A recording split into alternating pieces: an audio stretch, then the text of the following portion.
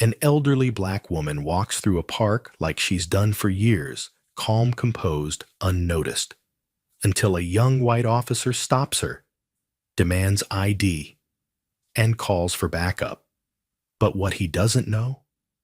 She's not just any woman. She's a retired federal judge who helped write the very laws he thinks he's enforcing. What happens next will flip the script on power, prejudice, and presence. This isn't just a walk, it's a reckoning. Dear viewer, what you are about to witness is not just a story, it is a powerful testament to the quiet power and pursuit of justice in places most people ignore. If this is your first time here, I warmly invite you to share where you are watching in the comments below. And if stories like this move you, challenge you, or make you think, consider subscribing and clicking the bell icon. We share voices that deserve to be heard every day. Thank you for being here. Now let's get into the story. The morning sun had just begun to stretch itself across the sleepy streets of Macon, Georgia, when Marion Douglas stepped onto the park path. She wore a brown felt hat that shaded her weathered face, a modest trench coat wrapped tight against the early chill, and low-heeled leather shoes that whispered more than they walked. To most, she would have looked like any other elder taking in a quiet Sunday morning. But those who looked closer might have noticed the way her spine stayed impossibly straight, or how her eyes, though softened by age, carried something far more ancient than time discipline. Precision, history. The park was nearly empty at this hour. A few joggers passed, nodding politely. A boy rode his bike along the curb's edge, calling for his father behind him. Marion nodded at no one, smiled at everyone. She had been coming to this park for years, always the same route. Past the bench under the oak tree, down the gravel path that looped by the Veterans Memorial, then back past the playground where generations had learned how to fall and get up again. But today, the ground beneath her feet felt different. Not physically. Something in the air, like a page about to turn. She slowed near the flagpole where the American flag lifted lazily in the breeze. Her eyes caught its rhythm, and for a moment her breath matched it, steady, controlled. That flag had once meant everything to her. For most of her adult life, she had sworn to defend what it stood for. And she had, with grace, with grit, and with a pen sharper than any sword. But no one around her knew that. They only saw the coat, the wrinkles, the skin. They saw a story they thought they'd written before. Officer Brian Huxley watched from across the lot, his hand resting casually near his utility belt. He had joined the Macon Police Department less than a year ago, young, ambitious, self-assured. He was good at following hunches, or so he liked to believe. And today, something about the woman in the hat struck him wrong. She kept looking around, not nervously, intently, as if she was casing the park. He crossed the grass toward her boots crunching over fallen leaves. "Excuse me, ma'am," he said. Marion turned slowly. Her gaze rose to meet his level and unflinching. She said nothing. "You live around here?"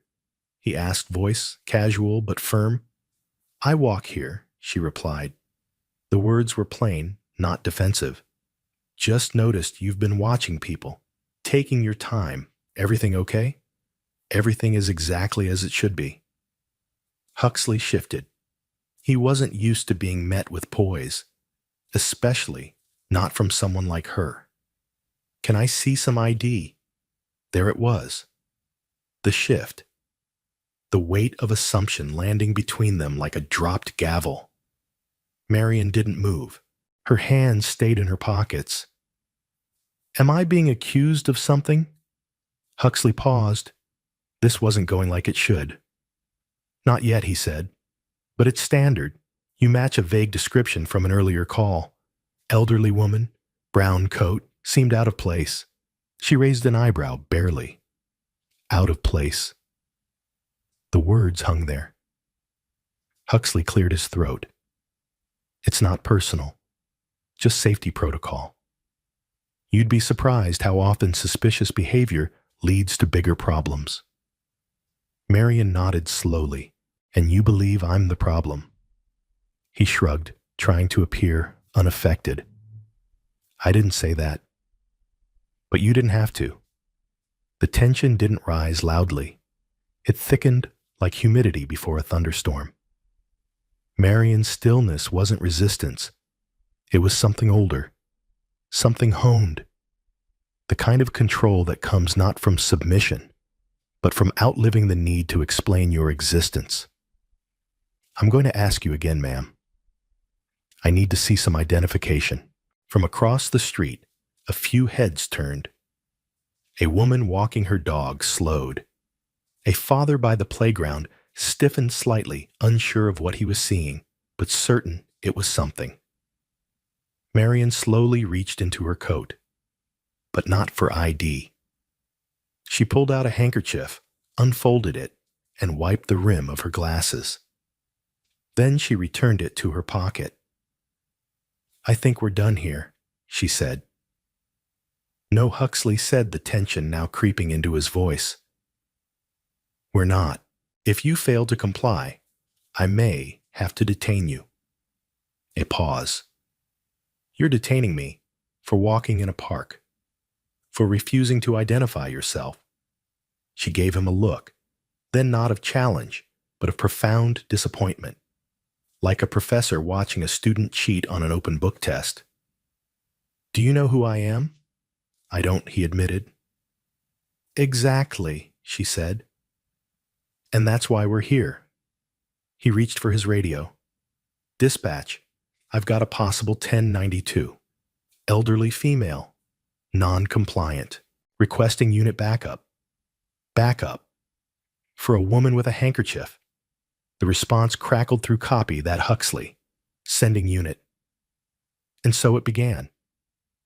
Marion turned back toward the flagpole, her eyes calm, her breath steady. She didn't plead. She didn't resist. She stood still. And in that stillness, something began to shake. The foundations of assumption, the illusion of control, the myth that dignity must come with a badge or a name that someone else recognizes. The moment was small, a single walk interrupted. But it would ripple. Because in 2 days' time, when the footage surfaced, when the headlines followed, when Officer Brian Huxley finally learned who Marion Douglas truly was, the woman he'd detained, disrespected, and dismissed, his regret would not come from what he did. It would come from everything he failed to see.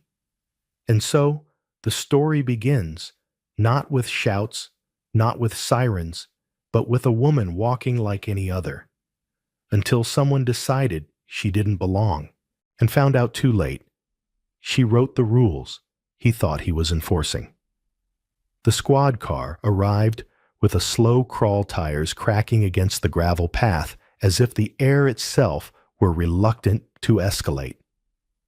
Marion Douglas remained exactly where she was standing by the flagpole, eyes, steady coat, buttoned as if she were waiting for a breeze instead of backup. But it wasn't a breeze that arrived. It was another young officer, 20-something, lips-tight hand, already near the cuffs on his belt. He looked at Marion like he'd seen 100 versions of her before not realizing this one would end his illusion of certainty. Officer Huxley didn't introduce her when his colleague stepped out. He just gestured with a nod. This is the subject. Subject. That word used to refer to case files, defendants, anonymous reports, and criminal complaints. It was never meant for someone like Marion. And yet here she was, retired federal judge, former counsel to the State Department, decorated for civilian service, in the post-9/11 International Court tribunals reduced in a single moment to subject. Ma'am, the second officer said, less rigid, less eager. We've received a call. We just need to verify who you are. Do you have ID? Marion nodded this time, but slowly. I do. But the question is, what made you think I needed to show it? The younger officer hesitated. Just policy. That's not a policy, she replied. That's an instinct. And the most dangerous thing about instinct is how often it's dressed up as procedure. She reached into her coat, retrieved her leather wallet, and unfolded it with care. Inside, beside her license and military spouse, ID, was a laminated certificate Department of Justice credentials from her time as senior federal judge. She didn't flaunt it. She didn't even hold it up. She simply opened it to the page where her name, title, and clearance were printed in unshakable black. The officer took one look. His face changed. Oh. Huxley stepped closer. What is it? The second officer's voice lowered. She's a federal judge. Retired. Silence hung there. The kind of silence that doesn't ask for forgiveness, it demands reevaluation. Marion tucked the wallet back into her coat. The problem, she said softly, is not that you didn't know who I was. It's that you didn't care to ask before deciding who I might be. She turned her back to them, not out of disrespect, but because the moment had already passed its chance for dignity. The damage wasn't the request for ID. It was everything before it. The narrowing of eyes, the hand on the belt, the unspoken assumption that a black woman alone in a park must be out of place. Huxley said nothing. He had been trained for confrontation, trained for control, but he had not been trained for consequence. I'm sorry, ma'am, the second officer said quietly. Marion didn't answer. She had spent a lifetime in courtrooms where the word sorry was a tactic, not an apology, and she didn't need it now. By the time she walked home, the neighborhood had already begun to buzz. A local teenager had filmed part of the encounter from a nearby bench, and within hours the clip hit social media, an elderly woman, surrounded by officers, standing with the stillness of someone who knew too well what this country does to the composed. The video didn't show her badge. It didn't need to. People could feel the insult, could see it in the way her shoulders never dipped into fear, could hear it in the controlled way she answered, and once her name began to circulate, the outrage wasn't just over the incident, it was over the pattern. Because for every Marion Douglas, there had been a dozen others without the titles, without the laminated justice, whose stories ended not in quiet return, but in escalation, in arrest, in harm. Reporters began calling. A local news anchor reached out for a statement. A cable outlet requested an interview. Marion refused them all. Because she didn't need the spotlight, she needed reflection, not hers, the public's. 2 days later, the Macon Police Department issued a vague statement calling the encounter an unfortunate misunderstanding and pledging to review community engagement protocols. But they didn't mention her name.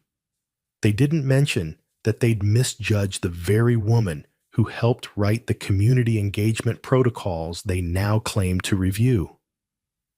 And still, Marion said nothing. She simply walked the same park route the following Sunday. Same coat, same hat, same flagpole. But something had changed. As she passed the playground, the father who had watched from afar that morning gave her a solemn nod. A young girl on a scooter whispered to her mom, "Is that the judge lady?" An older black man, sitting on a bench near the Veterans Memorial, tipped his cap. None of them needed a speech. Her walk had become a statement, her stillness a symbol. And Huxley, he watched from a patrol car parked across the street, eyes lowered, hands still. Because once you learn who someone really is, once you realize how badly you got it wrong, not just the mistake, but the assumption that allowed it, there's no protocol for the weight of that recognition. Marion didn't need an apology. She needed them to carry the weight of their misjudgment. And from that day forward, whether they knew it or not, they did. Marion Douglas didn't sleep that night. Not out of fear.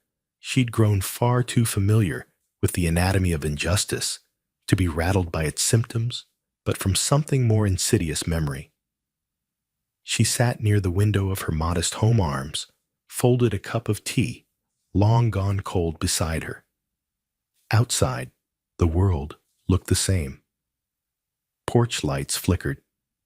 A dog barked in the distance. Someone laughed on a nearby porch. But in her chest, something trembled. Not because she had been humiliated, but because she knew how easily things could have gone differently. Not everyone left such encounters alive. By morning, her front porch was dotted with newspaper clippings. Someone had slipped one under the door, the local editorial, with her photo grainily captured from the now viral video. The headline didn't scream, but it didn't whisper either. Federal judge confronted in park, a case of mistaken identity or something older. She didn't answer the door when reporters knocked. She didn't respond to messages from advocacy groups or legal associations. Instead, she reviewed the statement issued by the police department.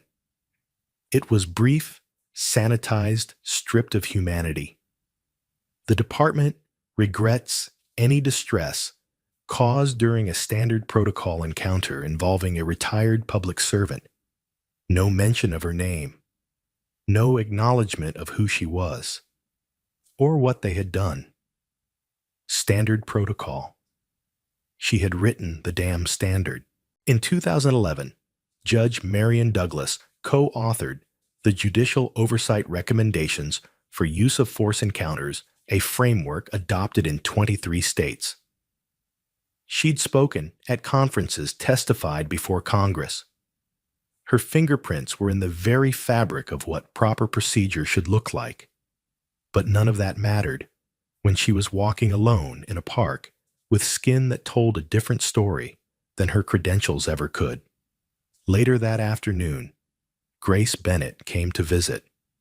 Her goddaughter, a sharp attorney full of fire and contradiction, the kind of woman Marion had once been before time taught her how to turn anger into architecture.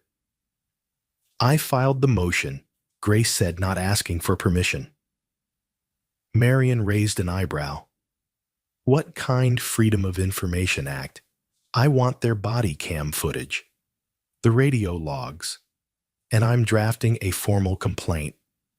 "I don't want a spectacle," Marion said softly. Grace bristled. "You didn't cause a spectacle. They did." "I didn't say I was afraid of noise," Marion replied. "I said I wasn't interested in repeating what they already refused to hear." Grace sat across from her. "Then why not say something? Why not remind them who you are?" Marion paused. Then carefully, "Because they didn't mistake me for no one. They decided I was." There it was. The truth that made Grace's stomach turn. The realization that this wasn't about oversight or unfamiliarity. It was about something deeper, more dangerous, the casual ease with which power denied dignity when it didn't recognize the face carrying it. Marion stood and walked to the mantel. On it sat a black and white photo of her father, military uniform, crisp, his medals slightly tilted on his chest. He had returned from Korea to a country that thanked him with suspicion. She had grown up watching him walk a little slower when police passed even though he never broke a rule in his life. Not because he feared arrest, but because he understood that recognition was a luxury not always afforded. I've sat across from war criminals, Marion said, eyes still on the photograph. I've ruled against billionaires. I've reinterpreted laws that governed entire states. But the moment I'm in a park, without a robe or a title, I'm seen as a problem to be solved, not a person to be respected. Grace looked down. What do we do? Marion turned back to her. We remember that this isn't about what they see. It's about what they refuse to learn. And we decide whether our grace is conditional or constant. The doorbell rang. It was a young black woman, in her early 20s, dressed in a college hoodie, holding a notebook awkwardly in her hand. I'm sorry to bother you, she said. I saw what happened. I'm a journalism student. I just wanted to say thank you. Marion nodded. You don't have to thank me. I do, the girl replied. Because you stayed calm, because you didn't flinch, and because you made it clear that we're allowed to exist without permission. The girl handed her the notebook page, a handwritten quote. Power doesn't always wear uniforms. Sometimes it just walks with its chin up and doesn't apologize for taking up space. Marion's eyes scanned the words. Her chest tightened, not with pride, but with the fragile hope that maybe, just maybe, this generation would push the story further than hers had managed. That night, Marion returned to the park, alone, no cameras, no ceremony. She sat on the same bench, in the same coat, near the same flagpole. And slowly, one by one, people began to approach. A teacher who said her students cried watching the video. An older man who carried a Purple Heart and told her he'd been stopped in the same park last year for loitering. A teen who said, I didn't think they could do that to someone like you. Marion simply listened, because power had failed to recognize her. But the people hadn't, and in that, she saw a different kind of justice begin to unfold, one not defined by legal codes or courtroom rulings, but by the slow and steady remembering of a nation reckoning with its own assumptions. She had always believed in the law, but now she understood that law alone couldn't hold a country together. Recognition could. And maybe, just maybe, they were starting to see. The clip was only 34 seconds long. Shaky hands, harsh midday light, a tremor in the voice of the person recording as the officer reached for his belt. A black woman in a brown coat standing firm near a park bench, arms folded, lips pressed, not moving. The camera jolted at the moment he raised his voice. Ma'am, I'm giving you a lawful order. Then the flash of a hand grazing the holster, and then her voice, clear as a bell through the static. I wrote the law you're trying to enforce. It was uploaded anonymously. By dusk, it had gone viral. By midnight, Marion Douglas's name was trending across every platform. The comments came in waves. Some were furious, some stunned, others hollow with recognition. There were people who had never heard of her before the former federal judge, the architect, behind multiple civilian oversight reforms, the recipient of the 2015 Presidential Medal of Justice.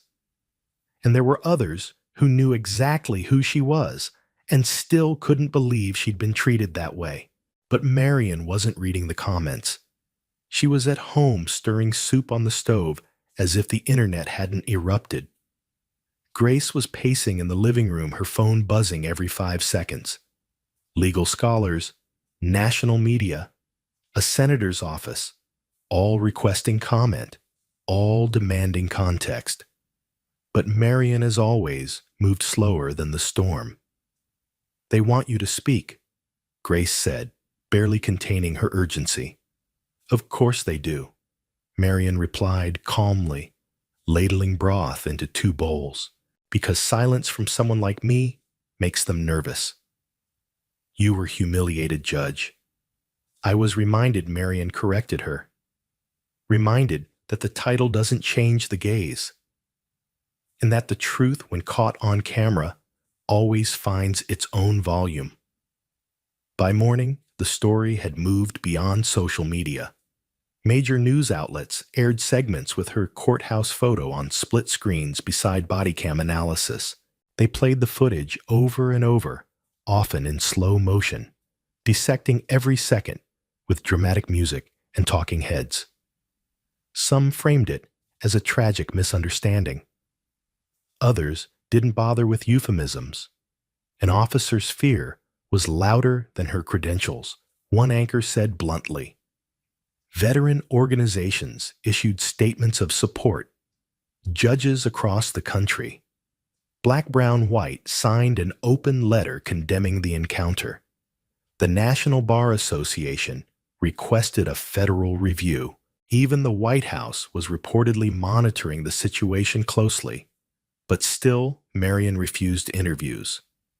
She had no interest in becoming a symbol. Because symbols are worshipped in hindsight and forgotten in practice. Instead, she spent that week replying to letters. Not the formal ones from institutions or politicians, but the handwritten ones. The high school student from St. Louis who said, "I didn't know judges could look like you." The elderly veteran from Baltimore who wrote, "They did this to me in '78. You standing there made me feel like I didn't imagine it."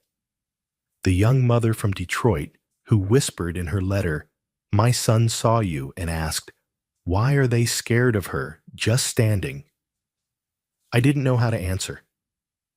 And it was in those words, scribbled and raw, that Marian found the only version of justice she believed in anymore: recognition that came without demand. Meanwhile, the city's police department scrambled. The official who had issued the original bland statement now faced cameras with quivering lips. "We take this matter seriously," he said. "A full investigation is underway. The officer involved has been placed on administrative leave pending review." But the damage had already outpaced bureaucracy, because people weren't just angry at what had happened. They were angry at how familiar it felt. On a podcast, a retired detective said, "This wasn't about policy. This was muscle memory." That officer saw presence as a threat, because he was never trained to see dignity in black stillness. A quiet revolution had begun to stir. Law schools incorporated the footage into criminal procedure discussions. Churches held Sunday forums titled Authority and Assumption. A museum in D.C. requested to archive the original video as part of a permanent exhibit on modern civil rights. But through it all, Marian remained unmoved by headlines. Because the headlines would fade. They always did. She sat on her porch one evening, wrapped in a wool shawl, the same one her mother used to wear to church. Grace joined her, handing over a fresh mug of tea. "You should know," Grace said, "they're planning a march. Students, lawyers, a bunch of veterans. They want to walk through the park in silence, just like you did." Marian looked out at the horizon, dusk turning the sky a bruised lavender. "Let them walk," she said. "Shouldn't you be there?" Marian shook her head. "They don't need me at the front. They need to know they can lead themselves." And maybe that was the legacy she cared for most, not to be the face of outrage, but the catalyst of reflection. Because the nation hadn't just found out what had happened to her. It had been forced to confront how easily it could happen to anyone, not because the person lacked credentials, but because the system lacked curiosity. And when power refuses to ask, "Who are you?" before acting, It reveals more about itself than any policy ever could. It wasn't a courtroom. It wasn't a press conference. It wasn't even the marble steps of the Capitol. It was a park bench, wooden splintering slightly at the edges beneath the same tree where everything had unfolded. The wind rustled through the leaves as if remembering, and Marion Douglas sat exactly where she had stood days before, not seeking closure, but clarity. Children played nearby. A teacher led a small group to the newly installed plaque at the foot of the path. No name, no date, just 10 engraved words. She stood still so others could move forward freely. One girl read it aloud, her voice soft, but certain. Marion didn't turn to watch. She didn't need to. She had become part of something larger than herself quietly, without consent or ambition. Not a movement, not a cause, but a pause. The kind that forces a nation to inhale and reconsider what it thought it knew about power presence and prejudice. Grace sat beside her coat collar, turned up against the breeze. She didn't speak at first. She had learned by now that Marion's silence wasn't emptiness. It was architecture. A structure holding up everything that had collapsed around them. And now it felt sacred. "They're changing the training manual," Grace finally said. "The Academy's adding a module on implicit bias response, real-time case studies. Your video is the opening." Marion didn't flinch. "That won't fix it." No, Grace agreed. "But it tells the next recruit that stillness isn't defiance. That presence doesn't need permission. A beat passed. That matters," she added. Marion nodded once. Later that afternoon, a reporter called for the 5th time. Then a publisher. Then a civil rights foundation offering to name a fellowship in her honor. She declined all of it. Not because she was ungrateful, but because she understood how quickly truth becomes diluted when filtered through applause. She didn't want to be remembered because a gun had once pointed at her. She wanted to be remembered for how she refused to move. And not out of pride, but out of principle. Because dignity doesn't perform. It simply remains. Weeks passed. Policies were updated. The officer resigned before disciplinary proceedings began. No apology was issued, not really. Just procedural phrases designed to quiet public anger. But the story outlasted the press cycle, not because of outrage, but because it offered something rarer. Reflection. A high school in Alabama held an assembly in her honor. A mural appeared on a brick wall in Detroit. A silhouette of a black woman holding a folded flag, eyes closed, surrounded by words like composure, power, grace. In a Boston courtroom, a black judge paused before delivering a ruling and quoted Marion without attribution, "Let the stillness speak." But Marion didn't return to the spotlight. She walked her same path through the park. She answered letters. She cooked too much soup and gave it away to neighbors. And sometimes she simply sat on that same bench beneath that same tree and watched people pass. One morning, a boy no older than 10 walked up to her. He held his mother's hand, but looked at Marion with a kind of reverence that defied his age. "Are you the lady from the video?" he asked. Marion smiled gently. "I'm someone who stood still when it mattered." The boy nodded, satisfied. Then he asked, "Did it work?" Grace, standing nearby, held her breath. Marion looked at him for a long moment. Then she said, "It's working." He grinned, then ran off toward the swings. That was enough. Because legacies aren't built in noise.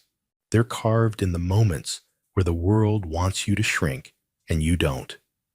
They're made in benches and sidewalks and small hands pointing at plaques.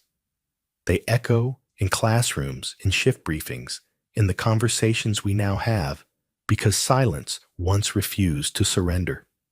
Marian Douglas didn't demand to be seen. She simply stayed where she had the right to be. And because she did, the country had to decide at last how it would answer the stillness. In the quiet aftermath of a walk that was never meant to make headlines, the world came to know the name Marian Douglas, not because she sought recognition, but because her stillness forced everyone else to stop. A former federal judge, a veteran, a woman who had written the very policies that once shaped justice in America, Marian found herself misjudged in broad daylight by a man in uniform who had no idea who he was confronting.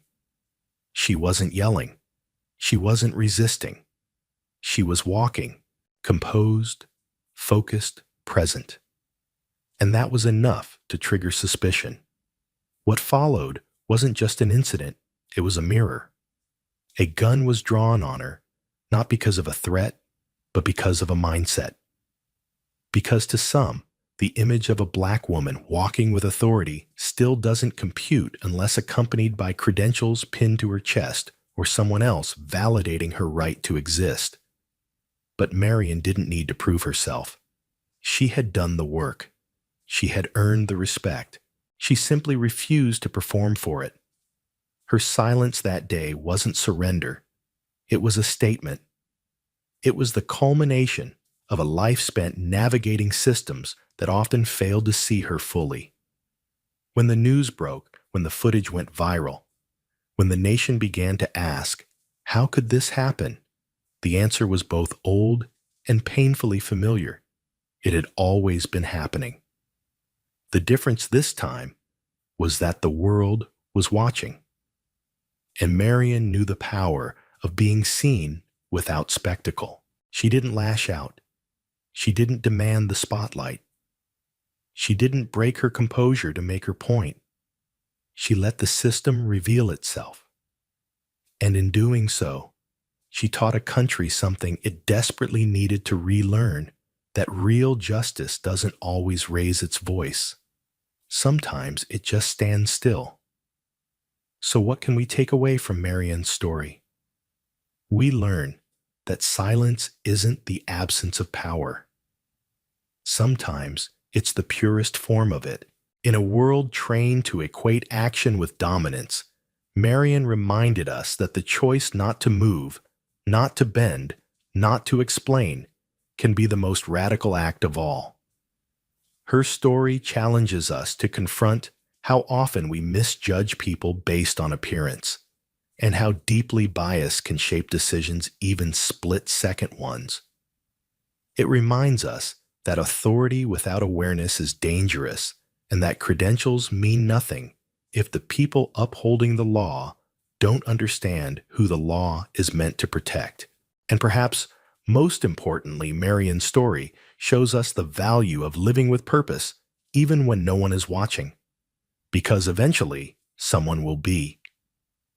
In your own life, whether you're walking through a park, speaking in a meeting, raising your children, or simply showing up as yourself in a space that wasn't built for you, remember this: you don't have to prove your worth to exist with dignity. Stand tall. Stand still when it matters. Speak not just with your voice, but with the integrity of how you carry yourself. Because change doesn't always start with outrage. Sometimes it begins with presence. If Marian's story moved you, if it made you pause, made you reflect, or made you see something differently, don't let it fade. Share this video. Leave a comment. Tell us what part stayed with you. And most of all, subscribe to this channel to support more stories that speak truth, amplify dignity, and remind us that history doesn't just happen in courtrooms or headlines. It happens in quiet moments, in courageous stillness, in people like Marian Douglas. We're not done telling stories like this, and we hope you'll be here for the next one.